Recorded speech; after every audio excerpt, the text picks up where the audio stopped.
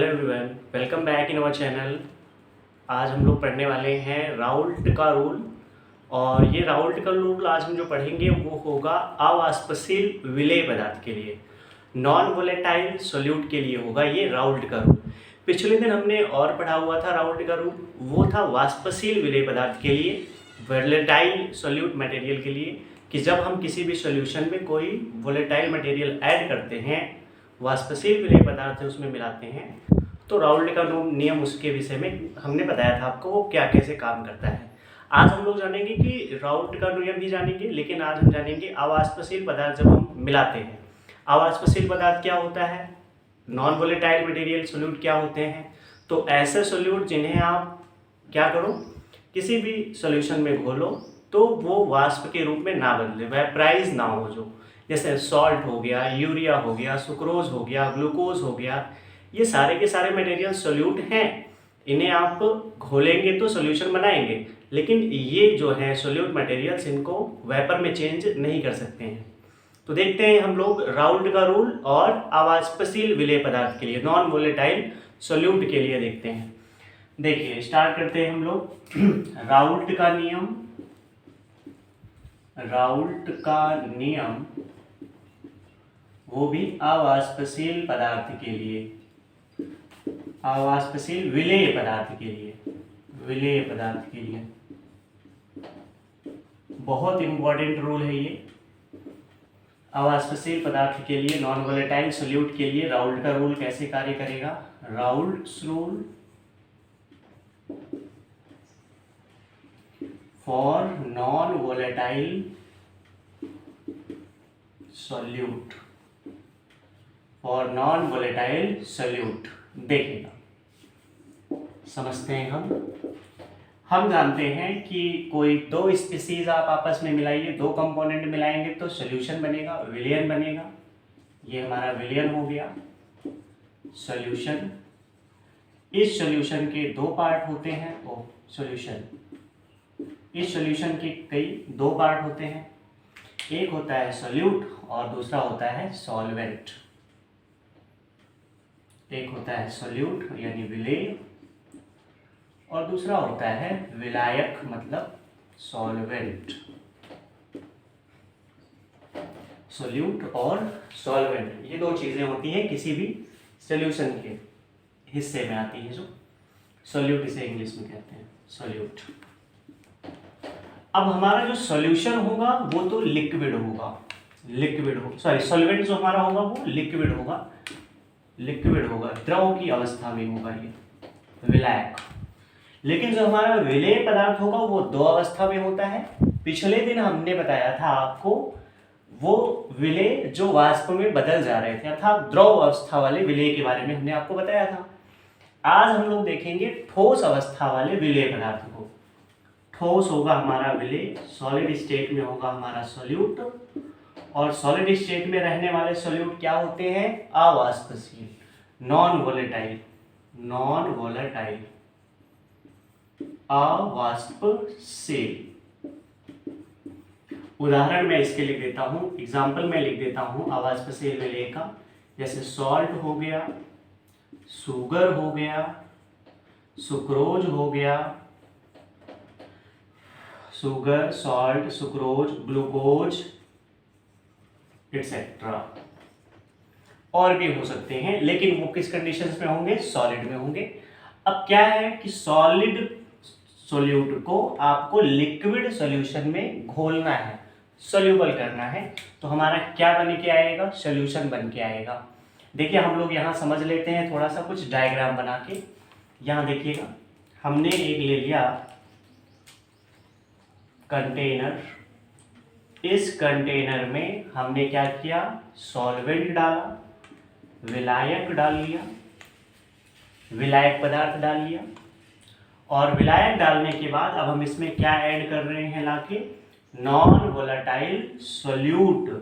वो भी कोई सा भी हो सकता है, salt, sugar, sucrose, glucose etcetera, और भी हो सकते हैं। अब ला करके हम लोग इनमें से कोई सा भी एक आइटम इसके अंदर डालते हैं, सोल्यूट करते हैं, घोल रहे हैं, सोल्यूबल कर रहे हैं, सॉरी। देखिए ये लाके इसमें हम लोग घोल रहे हैं, और घोलेंगे तो इसके अंदर ये एक मिक्सचर बन जाएगा। मिक्सचर बन जाएगा, सॉल्वेंट के साथ में ये आ जाएगा। सॉल्वेंट के साथ आने के बाद सॉल्वेंट के पार्टिकल्स के बीच बीच में कौन आ जाएगा, ये जो नॉन वोलेटाइल सॉल्यूट हमने घोला, डिसॉल्व किया, वो आ जाएगा। तो मान लेते हैं कि हमारा जो विलायक था, सॉल्वेंट था, वो ए था। सॉल्वेंट हम क्या मान लेते हैं, वो ए था, ए सॉल्वेंट था। और हमारा सोल्यूट क्या था, मान लेते हैं बी था। नॉन वोलेटाइल सोल्यूट हमारा बी था और सॉल्वेंट को हमने मान लिया कि ए था। तो बी डाला जा रहा है किसमें, सॉल्वेंट ए में, विलायक ए में डाला जा रहा है। तो ए तो यहां पहले से था, ए के पार्टिकल्स कुछ यहां पहले से थे, ए के पार्टिकल्स यहां कुछ पहले से थे। ए के पार्टिकल्स मीन्स विलायक के कण। विलायक के कण कौन से हो सकते हैं, जल हो सकता है, दूध हो सकता है, या कोई ऑयल हो सकते हैं, मतलब लिक्विड स्टेज में होने चाहिए। वो पार्टिकल्स यहाँ पे पहले से कंटेनर में रखे हुए थे। हमने क्या किया कि नॉन वोलेटाइल सोल्यूट यानी चाहे सॉल्ट, चाहे शुगर, चाहे सुक्रोज, चाहे ग्लूकोज, इनमें से कोई एक उठाया और इसके अंदर ऐड कर दिया, इसके अंदर डाल दिया।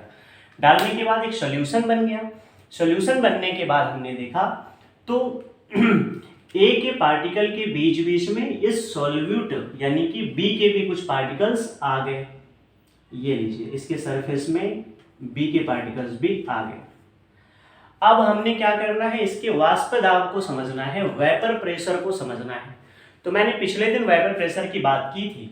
वेपर के प्रेशर कैसे बनते हैं, तो भैया जब यहाँ हम लोग टेम्परेचर देते हैं नीचे से किसी भी सॉल्यूशन में, टेम्परेचर ये दे रहे हैं, टेम्परेचर देने के बाद यहाँ से वेपर बनते हैं। तो वेपर बनेंगे तो वेपर वही जो वेपर बन के जाएंगे ऊपर की तरफ, वो क्या करेंगे, नीचे इसकी सरफेस पे, इसकी सतह पे सॉल्यूशन की एक प्रेशर लगाएंगे, उसे हम वेपर प्रेशर कहेंगे। मैंने बताया था कि भैया अगर जितने ज़्यादा वेपर बनेंगे उतना ज़्यादा वेपर प्रेशर काम करेगा। तो यहाँ क्या समझ आ रही है भाई, नॉर्मल कंडीशन में अगर सॉल्वेंट अगर अकेला था तो उसके वेपर बहुत ज़्यादा बनते। अगर हमने इसमें नॉन वोलेटाइल बना लिया, मिला दिया, तो नॉन वोलेटाइल यानी कि सॉल्ट हो गया, शुगर, ये सारी चीज़ें, अगर इनको हम गर्म करते हैं तो इनका वेपर नहीं बनता है, ये वाष्प में तो बदल नहीं सकते। नहीं तो आपने देखा हो क्या, शुगर को हम गर्म करें तो वाष्प में बदलता है, बिल्कुल नहीं बदलता है, ये वाष्प में बदलने वाली चीज़ ही नहीं है, वेपराइज ये होती ही नहीं है। इसमें अगर हम इसको ऐड करते हैं तो ये खुद तो वेपराइज होगी नहीं, मतलब जो बी है, सॉल्यूट जो है, नॉन वोलेटाइल सॉल्यूट जो है, ये खुद तो वेपराइज होगा नहीं और ए को भी कुछ वेपराइज होने से रोकेगा, क्योंकि इसके जगह पे कुछ आके यहाँ नीचे नीचे जमा हो गया है ये। मतलब जो सरफेस पे ए रहेगा, ए मतलब सॉल्वेंट जो रहेगा सरफेस पे, वो तो वाष्प में बदल जाएगा, लेकिन इस सरफेस में कुछ जगह पे बी आ गया तो बी तो बदलेगा नहीं वाष्प में, वेपर में, और बी नहीं बदलेगा और साथ के साथ इसके नीचे वाले ए को भी वेपर में बदलने नहीं देगा। तो जो पहले से वेपर में बदलने की रेट थी वो भी अब कम हो गई, पहले की कंपैरिजन में वेपर भी कम बन रहे हैं।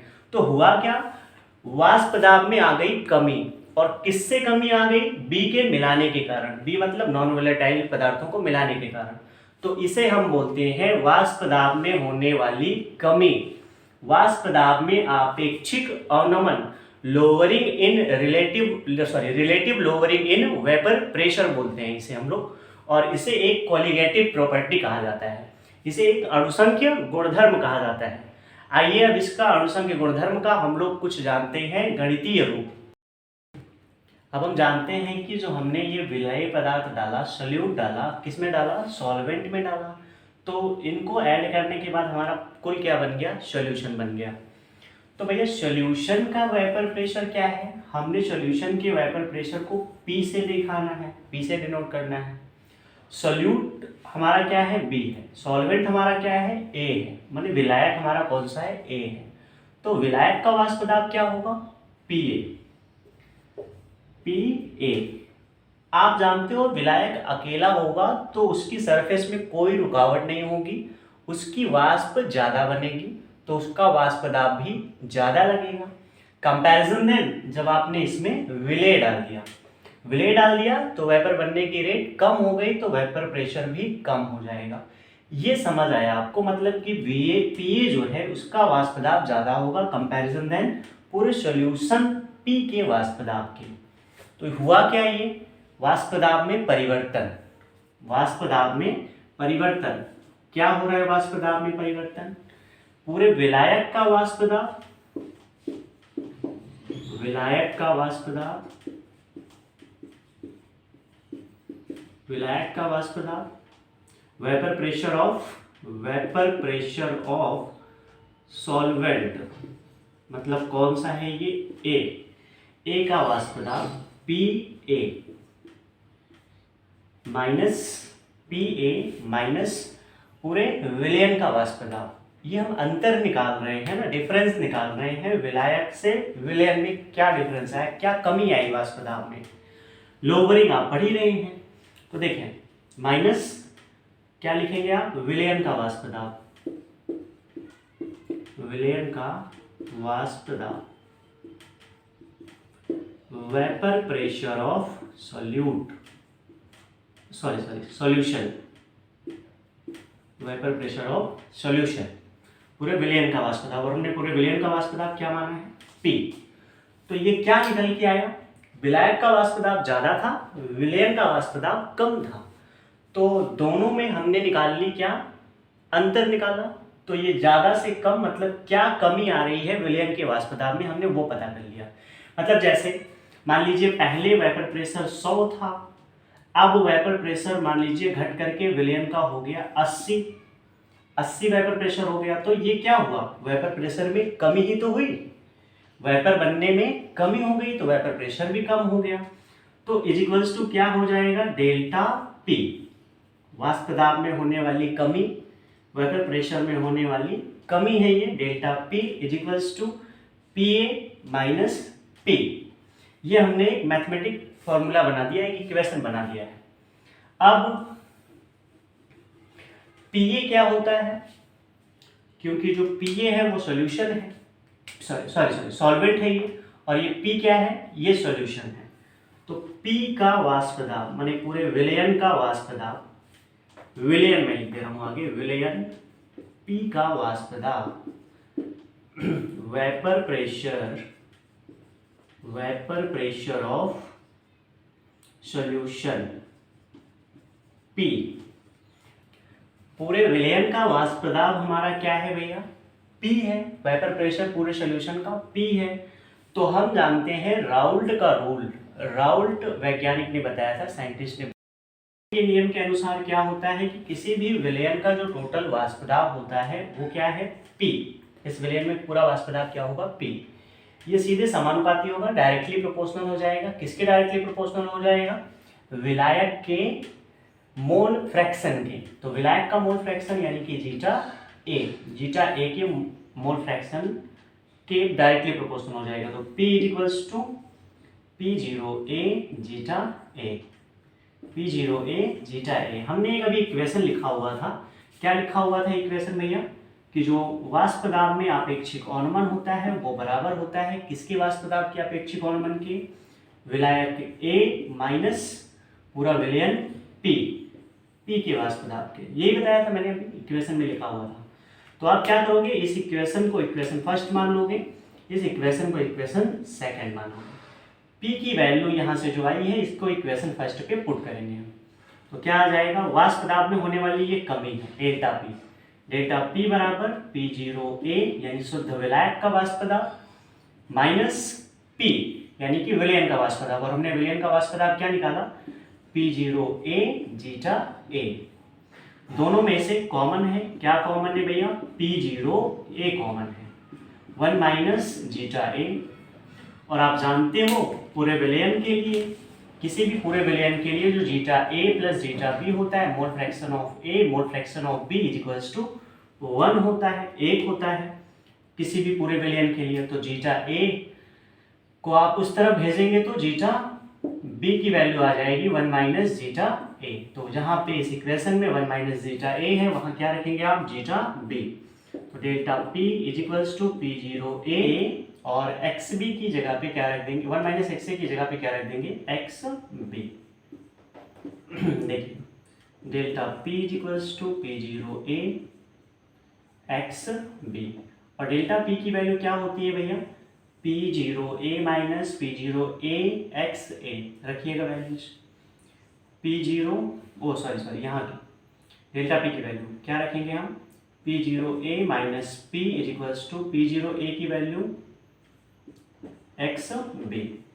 X B is equals to क्या हो जाएगा, P0A minus P upon P0A, और यही क्या है, relative lowering in vapour pressure, वाष्प दाब में आपेक्षिक अवनमन। किसके वाष्प दाब में अपेक्षिक अवनमन, तो पूरे विलयन के वाष्प दाब में आपेक्षिक अवनमन है, पूरे विलयन के वाष्प दाब में होने वाली कमी है ये, ठीक है भैया। और वाष्प दाब में होने वाली कमी को हम कहते हैं कोलिगेटिव प्रॉपर्टी, अणुसंख्य गुणधर्म, और अणुसंख्य गुणधर्म बेहद महत्वपूर्ण टॉपिक है ये बोर्ड एग्जाम के लिए, और वाष्प दाब में आपेक्षिक अवनमन अणुसंख्य गुणधर्म है, इसलिए आप इसे अच्छे ढंग से तैयार कर लीजिएगा, बोर्ड एग्जाम में आने के चांसेस इसके बहुत प्रबल होते हैं। धन्यवाद।